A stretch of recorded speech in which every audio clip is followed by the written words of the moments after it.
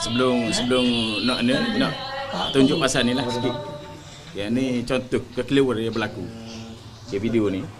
Ini telawah Bible dalam bahasa Arab. Di convocation di Indonesia pada tahun 2004. Kalau kita dengar, ini semacam telawah Al-Quran. Yang ni yang berlaku di Indonesia. Okay. Kalau dengar memang macam telawah Al-Quran. Dia mengakhiri dengan Sadaqallahul Azim. Sedangkan ini bacaan kitab Bible. Ini cukup bahaya ni. Cukup signifikan dan ancaman akidah kepada kita. Dia boleh tengok dalam kalau boleh tengok dalam YouTube, tajuk dia Bible dalam bahasa Arab. Ini convocation perdana di apa nama ni, studi ilmu Islam di Universiti Kristian Indonesia.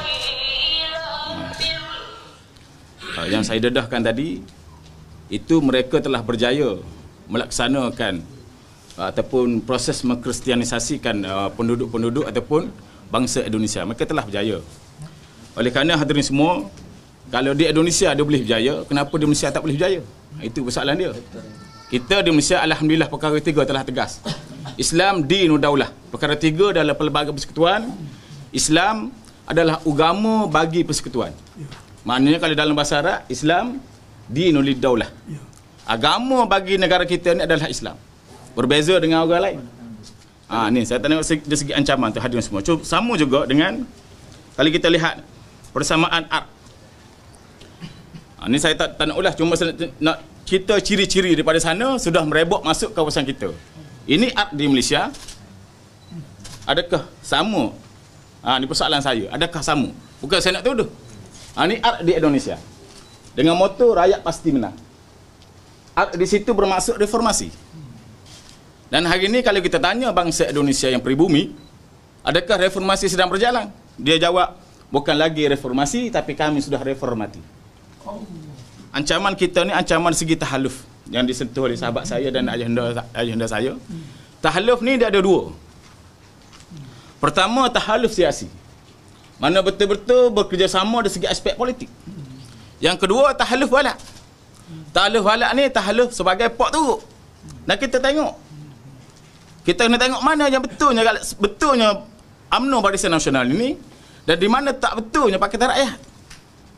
UMNO Barisan Nasional dia ada perlembagaan dia dalam tahaluf siasi. Dalam perlembagaan Barisan Nasional ada berbelah-belah parti. Tetapi dominasinya adalah UMNO. Ini tahaluf siasi. Ini jelas. Kalau kita tengok pula dalam perlembagaan DAP, jelas. Dalam objektif dia, tengok saja nombor 2. Jelas cita-cita DAP adalah untuk memastikan Malaysia sebuah negara yang mengamalkan peraturan dan perlembagaan sekular.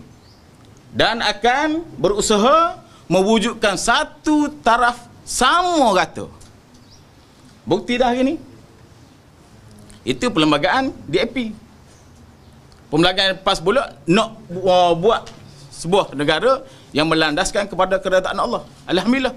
Tapi adakah ini adalah konsep tahaluf siasi ataupun tahaluf walak? Sebab dia tak wujud sebarang kerjasama, sebarang persefahaman sebagaimana kita Barisan Nasional. Kita UMNO Barisan Nasional jelas ada perlembagaan Barisan Nasional, jelas ada hitam putih situ. Bekor ni ada tak ada? Sekarang sampai hari ni tidak ada. Jadi dengan itu, ketegasan itu, maka kami berkumpul pada hari ini atas dasar nak menyelamatkan agama Islam sebagai agama negara kita yang hari ini sudah terancam, maka wajib kita menyokong UMNO Barisan Nasional dan kita perlu berjihad untuk menentang Pakatan Rakyat ini.